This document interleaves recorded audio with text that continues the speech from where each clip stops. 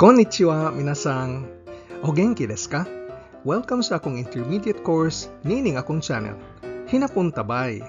Nining lisona, atong estudyahan ang ikadwa sa upat ka Japanese conditional conjugations, ang tara conjugation. Hajimemashou ka?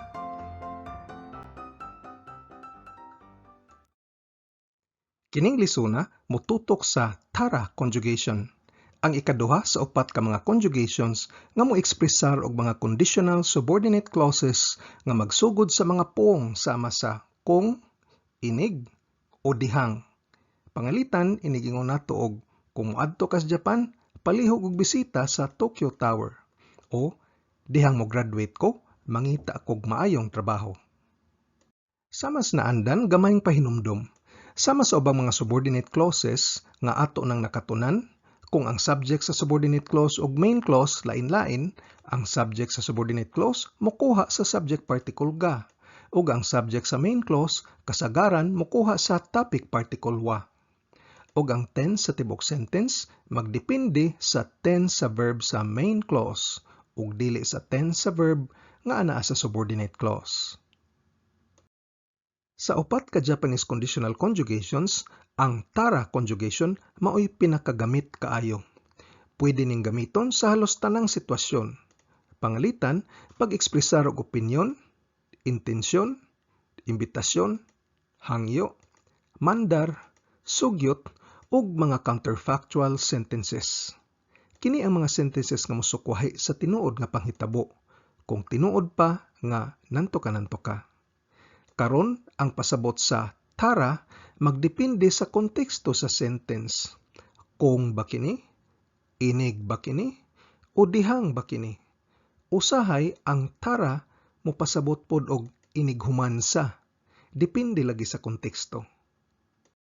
Ang tara pwede gamiton sa mga verbs, adjectives, nouns ug pronouns.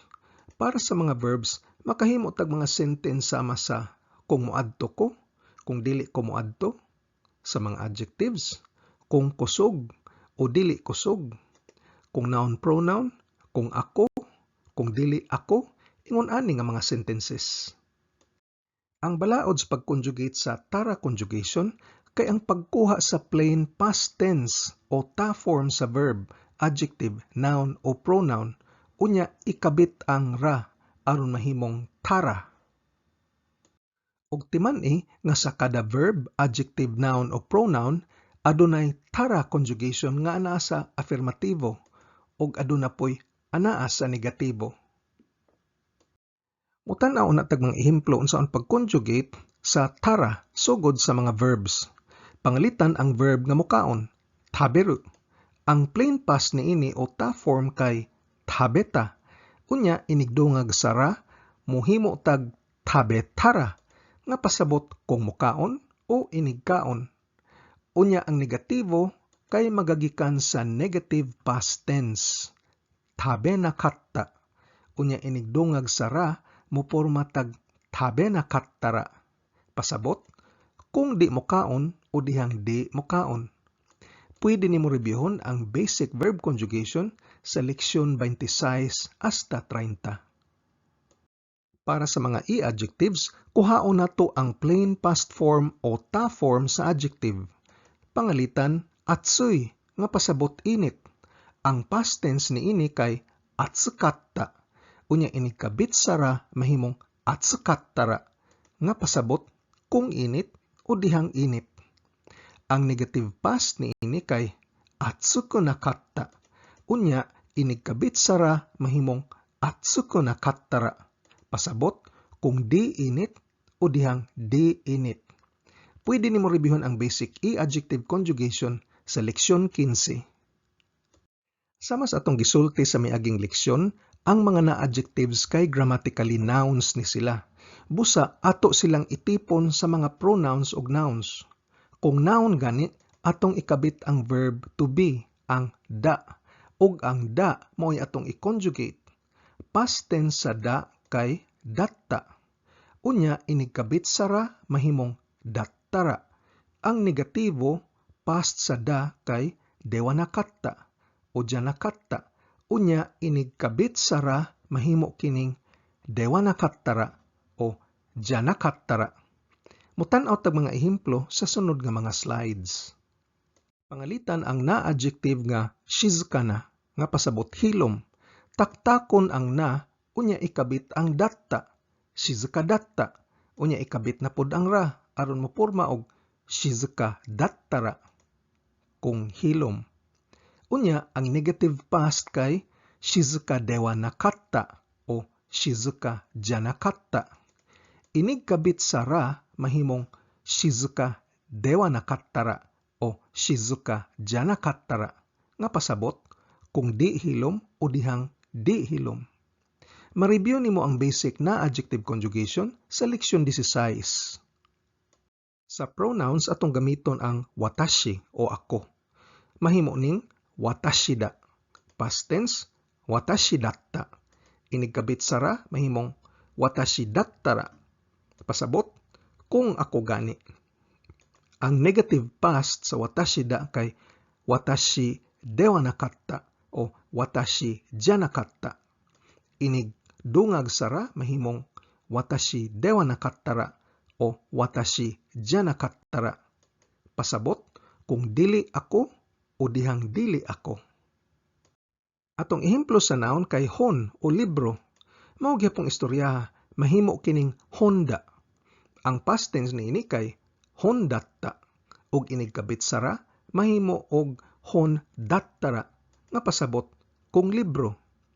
Ang negative past sa honda kay hondewa nakatta o honja nakatta ug inig kabit sa ra mahimo kining hondewa nakattara o honja nakattara nga pasabot kung di libro.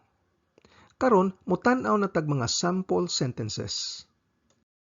Kining ehemplo bahin sa paghatag og opinyon. Ang sentence, dihang mipalit kog bag-ong auto, naaligre ang akong weekend. Sa hinapon, atarashi kuruma o kattara, shiumatsu ga tanoshiku natta.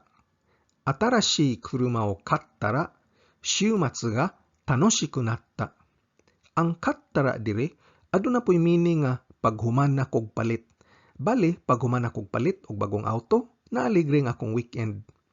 Tungod kay past tense kini, di ni nato mahubad og kung mopalit. Kung gani, bali wa pa nahitabo. Laing ehemplo nga maekspresar og opinyon, kung mobuto ang bulkan, kining baranggaya mapiligro pod. Sa hinapon, kazan ga bakuhatsu shitara, kono atari mo kiken desu. Kazan ga bakuhatsu shitara, kono atari mo kiken desu. Sunod nga ehemplo kay intensyon, mobuhat ko. Ang sentence, kung muuwan, akong ibuklad ang akong bag-ong pinalit nga payong ug mulakaw ko. Sa hinapon, ame ga futtara, katta bakari no kasa o sashite ikimasu. Ame ga futtara, katta bakari no kasa o sashite ikimasu. Ang katta bakari kay usa ka nominalization diin ang verb nga katta mipalit gihimong noun phrase sa noun nga bakari. Pwede nimo reviewon ang nominalization gamit ang mga nouns sa leksyon 43. Sunod nga ehemplo kay imbitasyon. Kung libre ka, magtennis ta. Sa hinapon, hima dattara tennis wo shimasen ka? Hima dattara tennis wo shimasen ka? Ang masen ka kay conjugation nga mohimo og imbitasyon. Pwede nimo reviewon sa leksyon 34. Sunod nga ehemplo kay pagpanghangyo. Inig kahuman nimog trabaho, palihog siradi ang bintana. Sa hinapon, shigoto ga owattara, mado o shimete kudasai. Shigoto ga owattara, mado o shimete kudasai. Ang te kudasai mao'y conjugation para mohimo og pagpanghangyo. Pwede nimo reviewon sa leksyon 39. Sunod tang ehemplo kay pagmandar. Kung mahal ang bag, ayaw palita. Sa hinapon, kaban ga takakattara kauna. Kaban ga takakattara kauna. Ang kauna usa ka pagmandar. pwede nimo rebyuhon ang paghimo og pagmandar sa leksyon 41. Sunod nga ehemplo kay sugyot. Kung wa ka kasabot, mas maayo mangutana kas maestra. Sa hinapon, wakara nakattara sensei ni kita hoga ii desu yo. Wakara nakattara sensei ni kita hoga ii desu yo. Ang ta hoga ii conjugation mo ekspresar og tambag ug imo ning ma-review sa leksyon 56. Ang tara conjugation adunay gamit kaayo nga set phrase aron pagpangayo og paghatag og tambag. Unsa may maayong buhaton?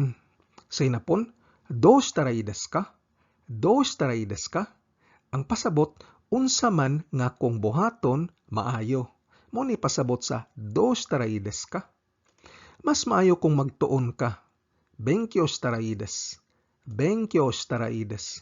Mas maayo kung mopalit kag auto. Kuruma o kattara ii desu. Kuruma o kattara ii desu.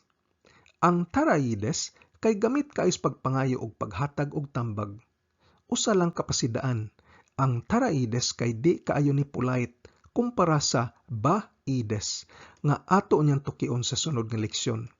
Mas maayo ni nga gamiton ang tarai desu ngadto lang sa mas ubos nimo og rangko. Ang sunod tang ehemplo kay bahin sa mga counterfactual sentences nga mo ekspresar og kung ako ning gibuhat, maingon ani unta. Pangalitan, kung mas naninguha lang ko, makapasar tingay ko. Counterfactual kini kay ang tinuod nahagbong man ko. Busa mo nang nakakomentaryo ko kung naninguha lang ko gamay pagyud siguro makapasar ko. Sa hinapon, pwede ta mo gamit sa tara conjugation. Boku wa mo skoshi gambattara合格したかもしれない。僕はもう少し頑張ったら合格したかもしれない。Ang kamo si Renes katapusan mo ekspresar og posibilidad. Ato niya ning tukion pohon. Laing counterfactual nga sentence. Kung si Superman ko, akong luwason ang kalibutan. Counterfactual kini kay di man ni tinuod, di man ko si Superman. Sa hinapon, boku wa Superman dattara sekai o sukuimasu. Boku wa Superman dattara sekai o sukuimasu. Karon atong tukion ang ginadili sa paggamit sa tara conjugation. Kung ang verb sa main clause anaa sa past tense, dili pwede nga kini nga verb gituyo og buhat sa nagsulti. Pangalitan kini nga sentence. Dihang miabli ko sa akong baba, misulti kog mga di matinahoron nga mga butang. Ang verb sa main clause kay misulti. Usa kini ka verb nga anaa sa past tense ug usa pod kini nga verb nga gituyo og sulti sa nagsulti. Busa di ta pwede mo gamit sa tara conjugation. Pangalitan kung moingon tag kuchi o hiraitara tsui shitsurei na koto o itta. Kuchi o hiraitara tsui shitsurei na koto itta. Grammatically sayop kini. Karon unsaon man ni nato pagkurihi? Kung atong butangan og in town o unfortunately, ang sentence mausab gamay ngadto sa dihang miabri ko sa akong baba nakasulti in town kog di matinahoron nga mga butang. Karon ang pagsulti wa na nimo tuyoa og grammatically pwede na ni nga sentence. Sa hinapon, kuchi o hiraitara tsui shitsurei na koto itte shimatte ita. Kuchi o hiraitara tsui shitsurei na koto itte shimatte ita. Ang te shimao conjugation mo ekspresar og pagbasol og ato ning natuki sa leksyon 42. Unsa mang mga higayuna nga pwede ang verb sa main clause bisag past tense. Kini nga sentence nga ato nang gituki ganiha. Makapasar tingay ko kung naningkamot pagyud kog gamay. Sa hinapon, boku wa mo skoshi gambattara goukaku shita kamo shirenai. Bisag past tense ang goukaku shita nga anaa sa main clause, pwede ra gihapon ni kay dili man ni active verb. Mao ni gitawag og spontaneous verb. Verb nga mahitabo ra.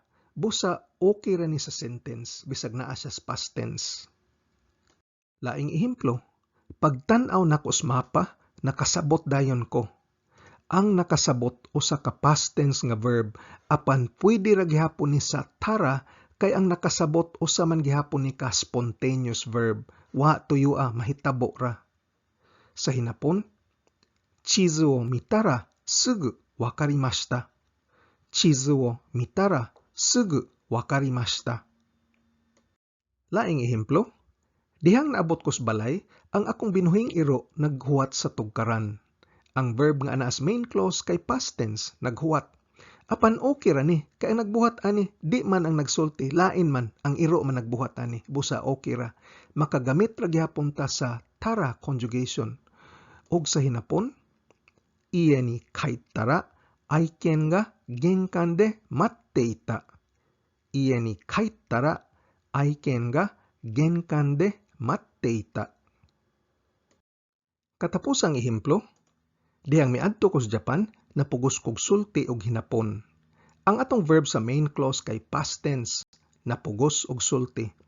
Apan okay ra ni, kay ang nagsulti napugos man ug wa man niya tuyua og himo ang aksyon. Makagamit ra gihapon ta sa tara conjugation. Og sa hinapon moingon tag, Nihon ni ittara Nihongo de hanashi o saserareta. Nihon ni ittara Nihongo de hanashi o saserareta. Ang saserareta usa ka passive causative conjugation nga moekspresar og pagpugos kontra gusto. Ato niya ning tukion pohon. Suma total, ang tara conjugation mao'y pinakagamit sa upat ka conditional conjugations tungod kay pwede kini gamiton sa halos tanang sitwasyon. Ma-conjugate kini paagis pagkuha sa plain past form, ta form og nakatta form unya kabitan kini og ra aron paghimo og tara og nakattara. Ang tara conjugation pwede gamiton pag-ekspresar og opinyon, intensyon, imbitasyon, hangyo, mandar, sugyot ug mga counterfactual statements. Og diri na human ang atong leksyon bahin sa tara conjugation. Ang atong sunod nga leksyon kay bahin sa ba conjugation ug magkita na pud ta didto. Otsukare sama deshita. Kung arisgado ka gyud makat-on og hinapon, importante ang pagpractice adlaw-adlaw og paggahin og panahon. Kung nagsakay ra ta sa jeepney, naghuwat sa traffic, patubang sa trabaho, naglingkod ra sakyanan o ka-break time nimo, balik-balik kinig tanaw og paminaw ang akong mga training videos nga giplano para lig-on ang imong pundasyon sa hinapon. Ayaw og kalimti pag-like, share ug subscribe. Nihongo no benkyo ni Gambarimasyo. Otsukare sama deshita.